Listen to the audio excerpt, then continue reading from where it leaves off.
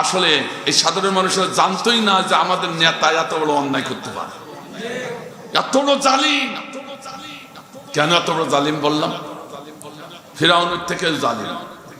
ফিরাউন তো সন্তান হওয়ার সঙ্গে সঙ্গে, পুরুষ সন্তান হওয়ার সঙ্গে সঙ্গে কবর দিত, মাটিতে পুঁতে ফেলতো। আরে কবর দেয়নি, এ কি করেছে? ধরিয়ে নিয়ে আয়না ঘরে ঢুকিয়েছে। আয়না ঘর এমন একটি জায়গা, যারা আয়না ঘরে ছিল তাদের কাছে শুনুন, জীবিত যারা বেঁচে আছে, কি আশ্চর্য! চোখের কণিকাগুলো উঠায় আনিয়া বিদেশে পাচার করে টাকা কামাই করেছে। কিডনি গুলো বুক চিরে, কিডনি গুলো বের করে আয়না ঘর থেকে নিয়ে বিদেশে বিক্রি করে টাকা কামাই করে আমাদের খাওয়াইছে। এই দেশের কিছু আলেম, এই দেশের কিছু খতিব, এই স্বৈরাচার শেখ হাসিনার 5টা খতিব তাদেরকে খাওয়াইছে, ঠিক না?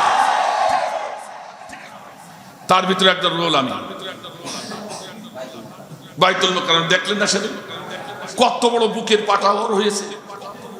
ও সেদিন শেখ হাসিনা যেদিন পালাইছে, ও সেদিন পালাইছে। কথা বুঝতে পারছেন না? শেখ হাসিনা যেদিন পালাইছে, ও সেদিন পালাইছে।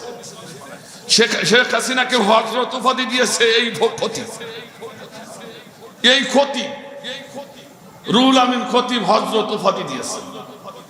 শেখ হাসিনা কওমি মা জননীর কওমিদের মা জননী উপাধি দিয়েছে এই সেই খতিব রুহুল আমিন। এবং আল্লামা দেলোয়ার হোসেন সাঈদীকে ফাঁসির মঞ্চে নেওয়ার জন্য 2 জন আলেম সরাসরি কাজ করেছে। তার ভিতরে একজন রুহুল আমিন আর একজন হচ্ছে ফরিদউদ্দিন মাসুদ।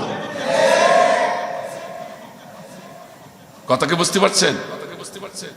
এদেরকে জনগণ তো জুতাই পিটাই এখন শেষ করে দেয়নি, এইটাই ভালো কথা।